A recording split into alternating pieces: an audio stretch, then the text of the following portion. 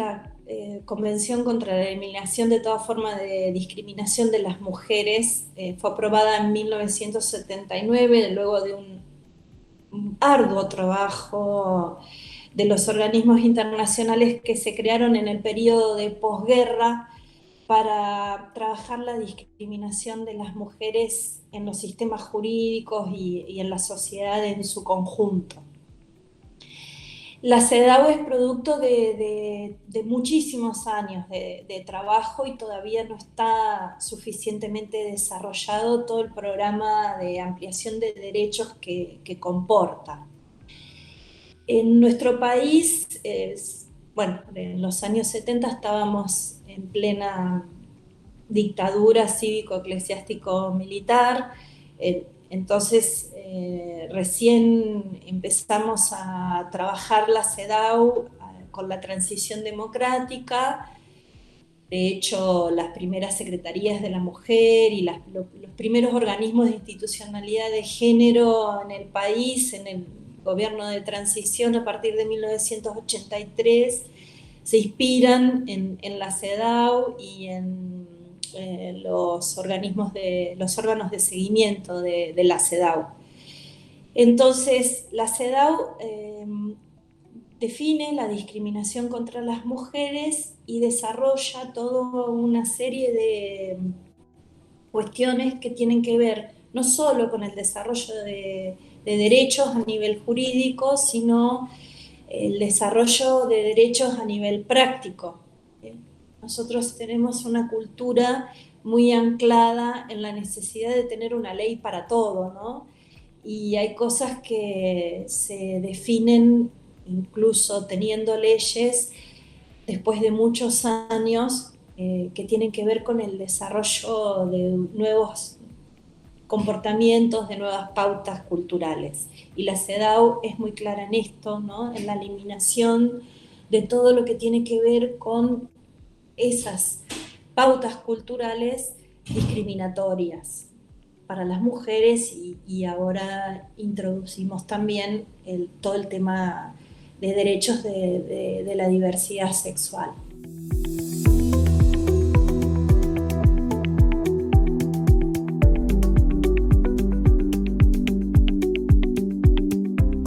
Así que la CEDAW es nuestra constitución, es la constitución de los derechos de las mujeres y a partir de la CEDAW y sobre todo a partir del reconocimiento de los derechos de las mujeres como derechos humanos, la CEDAW es muy importante también porque es el primer instrumento del Sistema Internacional de Derechos Humanos que habla específicamente de los derechos de las mujeres como derechos humanos. Generalmente la literatura jurídica atribuye este primer hito a la Declaración de 1993 de la ONU contra la eliminación de la violencia contra las mujeres.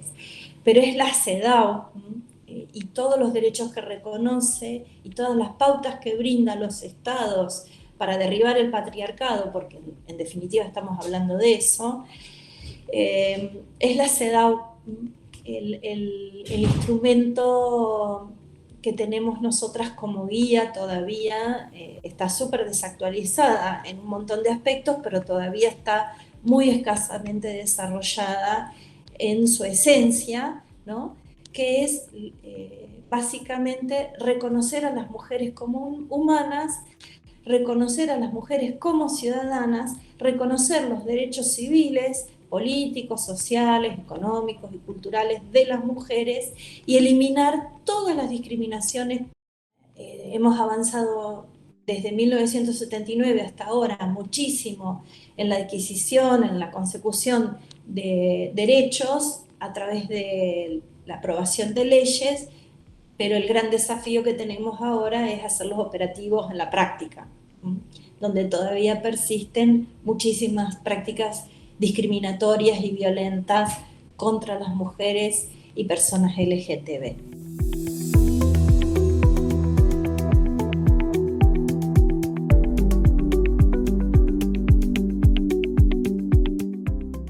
la Conferencia Mundial de Derechos Humanos de Viena de 1993 aprueba la Declaración de Viena de 1993 para la eliminación de la violencia contra las mujeres. Este es el antecedente inmediato que tenemos de la Convención de Belém do Pará, que se aprueba en 1994. Y la Convención de Belém do Pará, que es la convención específica para prevenir, erradicar y sancionar la violencia contra las mujeres, es el primer instrumento de derechos humanos aprobado por un organismo regional de derechos humanos como la Organización de Estados Americanos, específicamente dedicado a la violencia contra las mujeres.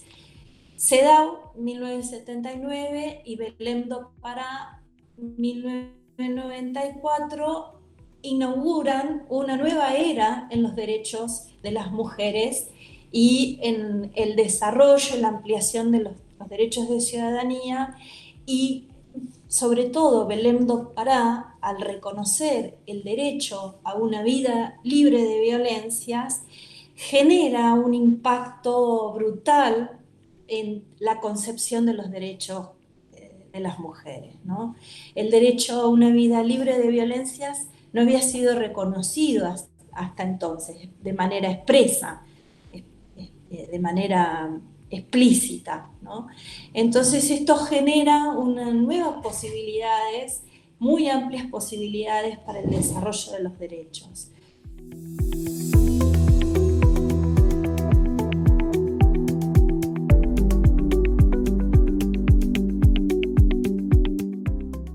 La violencia contra las mujeres, entendida en términos de discriminación, viene a completar, al menos en este proceso histórico, todo este mapa de desarrollo teórico, jurídico, esta normativa internacional de derechos humanos de las mujeres.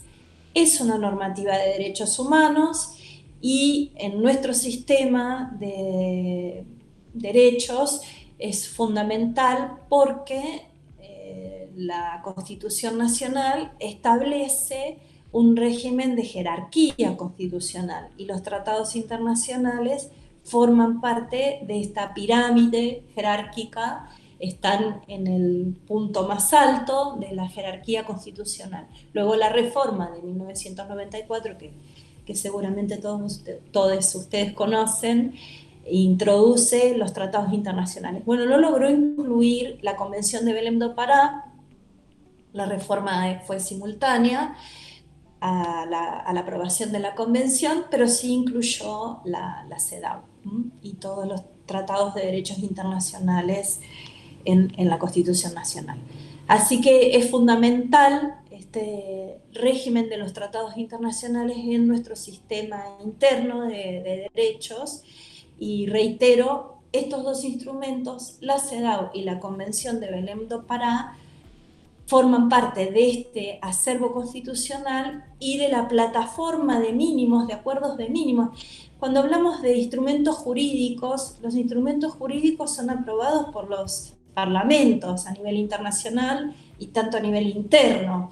Y ustedes bien saben que todo lo que forma parte de una legislación no expresa más que un acuerdo de mínimos. Es la base a partir de la cual desarrollar derechos. No es el límite, sino es el piso a partir del cual, como cuando hablamos de los convenios colectivos de trabajo, siempre pueden ir a mejor. Entonces es un acuerdo de mínimos, es la base a partir de la cual desarrollar aún más los derechos.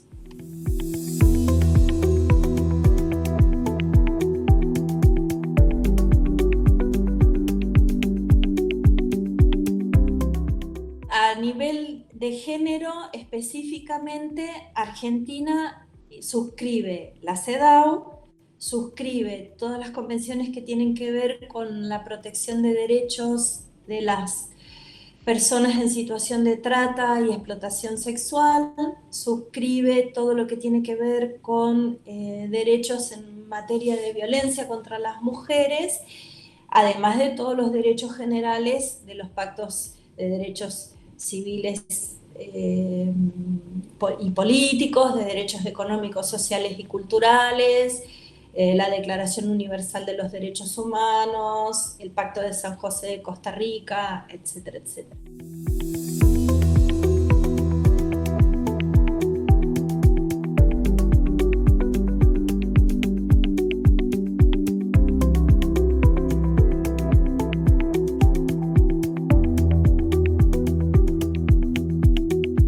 En el año 2009 se aprobó la ley 26485, que es la ley de protección integral para prevenir, sancionar, erradicar la violencia contra las mujeres en los ámbitos en que desarrollen sus relaciones interpersonales. Esta es una ley muy, muy compleja, todavía insuficientemente conocida y que tiene múltiples implicancias respecto del desarrollo de los derechos vinculados al derecho a una vida libre de violencias.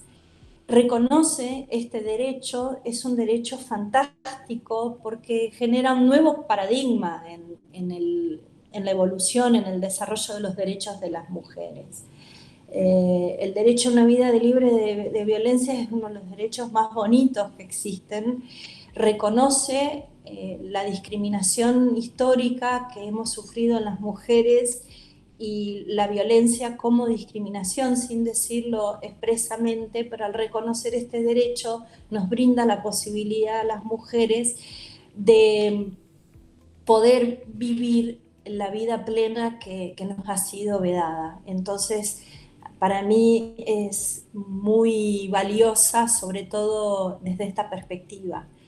Reconoce muchísimos derechos, el derecho al acceso a la justicia, el derecho a una reparación, el derecho a un acompañamiento, reconoce el derecho a continuar visibilizando el tema o a comenzar a visibilizar en términos numéricos la violencia contra las mujeres, habla del registro de los casos de violencia, habla de las responsabilidades estatales, lo que se conoce en el marco de las responsabilidades estatales reforzadas, ¿no?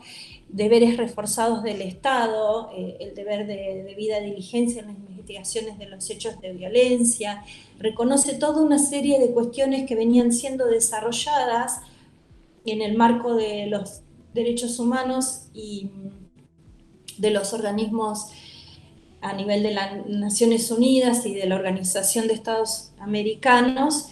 Esta ley nacional de 2009, la 26485, recoge todo ese acervo y lo traslada a las necesidades concretas, a la realidad concreta de nuestro país. Para mí uno de los derechos fundamentales que reconoce es el derecho de acceso a la justicia.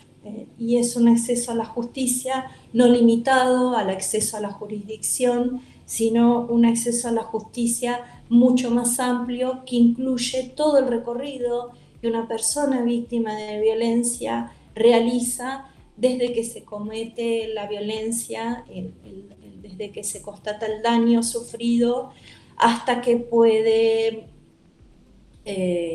salir adelante, ser reparado ese daño y la persona puede volver a lograr vivir plenamente. Dentro del desarrollo de la ley 26485, yo creo que ha habido también muchos altibajos en lo que tiene que ver con un acceso efectivo a la justicia de las mujeres y las políticas públicas, especialmente en los últimos 15 años, han ido acompañando este desarrollo. Desde mi punto de vista, una de las patas que queda todavía más débil en todo este sistema, que es muy complejo, es la que tiene que ver con la reparación de las víctimas. La reparación es una deuda pendiente y no tiene que ver solamente con un criterio retributivo, como muchas veces se la considera, ¿no? Que sobre todo las víctimas de violencias más extremas, más graves, que terminan siendo canalizadas las situaciones por la justicia penal, y entonces todo lo que tiene que ver con la reparación está ligado al proceso penal y muchas veces queda fuera de este proceso, salvo que se ensayen medidas alternativas a la pena privativa de libertad. Yo creo que uno de los grandes desafíos que tenemos por delante en esta línea es, por un lado, seguir en el camino de la no impunidad de las violencias contra las mujeres. Entonces yo no reniego de las sanciones, si bien soy una persona formada dentro de una perspectiva antipunitivista, considero que es necesario que el sistema de justicia penal actúe y sancione sobre todo los hechos de violencias más graves, y el camino de la reparación de las violencias muchas veces queda cooptado por la retribución, la sanción al agresor. Y entonces nos olvidamos de que la víctima queda dentro de este proceso penal muchas veces a expensas de lo que sucede con el agresor, del castigo del agresor, y si eso no se produce, la reparación queda a mitad de camino o el daño no queda reparado. Entonces me parece que hay que avanzar en mecanismos de reparación, en respuestas de justicia restaurativa que tengan a la víctima, a la vulneración de sus derechos y el daño provocado en el centro, sin prescindir de las sanciones al agresor o de las intervenciones que se hagan respecto del agresor, pero sí siempre teniendo foco en la víctima. Se ha avanzado mucho, la víctima ha desarrollado derechos dentro del proceso penal, pero todavía no existe una armonización entre lo que es el camino restaurativo y el camino retributivo. Entonces me parece que es uno de los grandes desafíos que tenemos que enfrentar. Los derechos de las víctimas, sobre todo, reitero, en los casos más graves, en los casos en donde interviene la justicia penal, quedan limitados a los derechos de las víctimas dentro del proceso penal. Y las víctimas todavía tienen pocos derechos dentro del proceso penal. El derecho a ser informadas, el derecho a ser reparadas, no forma parte todavía del derecho de las víctimas en los procesos penales. Y hay una cuestión fundamental también respecto de las víctimas y de sus derechos. Las víctimas todavía siguen siendo tratadas específicamente en los procesos penales, ahora me estoy refiriendo a eso, como testigos, ¿no? Y esto significa una serie de cuestiones que desde mi punto de vista y de muchas personas que están pensando en estos términos deben ser revisadas. La víctima como testigo sigue siendo un instrumento para el proceso penal para castigar al autor. Y no es una persona, no es vista. Reitero, este paradigma está comenzando a ser revisado, pero tenemos mucho trabajo por delante. No es vista cabalmente como sujeta de derechos y además de derechos que han sido vulnerados, que es una persona que ha sufrido un daño que debe ser resarcida. Entonces, hay una especie de ruptura de los derechos de las víctimas cuando ingresan al sistema de justicia penal. Y esto es algo en lo que se debe trabajar profundamente, porque parece que el sistema de justicia penal soluciona la situación porque encarcela al autor o aplica una medida de coacción, aunque no sea la prisión, respecto del autor, se lo excluye del hogar, se le prohíbe el acercamiento a la víctima, se generan una serie de medidas, pero la víctima queda cautiva de esta situación en la que el agresor sigue siendo protagonista. Y encima la víctima queda supeditada a aportar datos, a su tratamiento como testigo dentro del proceso, y hay una ambivalencia ahí de los sistemas de justicia penal que tienen también el deber de interactuar y de organizar todas sus intervenciones con otros organismos del Estado, ¿no? Con organismos del Poder Ejecutivo. Me parece que el Poder Judicial, cuando algo entra dentro de la égida del Poder Judicial lo absorbe todo y se divorcian las intervenciones penales de las intervenciones de los organismos de protección. Esto lo estoy diciendo en términos generales, por supuesto que se ha trabajado mucho y se viene trabajando mucho en este sentido, pero mi experiencia de trabajo con víctimas de violencia es en líneas generales esta. Ingresa la víctima dentro del sistema de justicia penal en los hechos de violencia más graves, reitero, y sus derechos quedan supeditados a su intervención en el proceso como testigo y poca cosa más. Entonces, es uno de los aspectos en los que creo que el sistema debe ser fortalecido.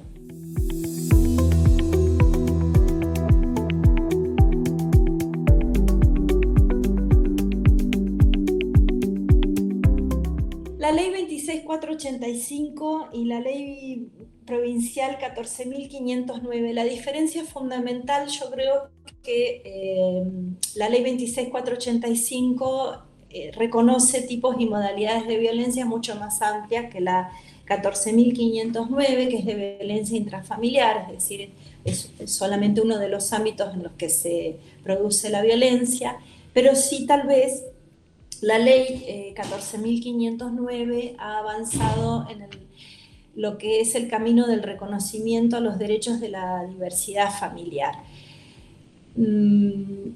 Normalmente, y hay todavía mucho trabajo para hacer ahí, las leyes de violencia intrafamiliar, sobre todo todas las leyes que se fueron adoptando con carácter previo a la ley de matrimonio igualitario y a la ley de identidad de género, eran leyes que estaban pensando en una familia heterosexual y con muy poco abordaje de las diversidades familiares. No solo una familia heterosexual, sino también con hijos e hijas heterosexuales y sin violencias por motivos de género que no sean las específicas del contexto de la familia patriarcal heterosexual. Entonces me parece que en el ámbito de la violencia intrafamiliar, este tipo de legislaciones que aparecen con posterioridad a la normativa nacional sobre matrimonio igualitario y sobre matrimonio igualitario y identidad de género, y que aparecen con posterioridad a la ley 26.485, son leyes que tienen una perspectiva más amplia, pero es todo un camino por recorrer. Las leyes de violencia intrafamiliar previas a la 26.485 y a la ley de matrimonio igualitario y de identidad de género, además de referirse conceptualmente a una familia heterosexual, la típica familia patriarcal, están insertas en lo que muchas teóricas feministas han dado en llamar el paradigma familista de la violencia. El paradigma familista reduce las violencias contra las mujeres al ámbito familiar y al ámbito de las familias heterosexuales. Entonces, este paradigma ha regido en materia de violencia contra las mujeres y otras violencias por razones de género durante todos estos años. Es un cambio de paradigma en el que estamos trabajando todavía.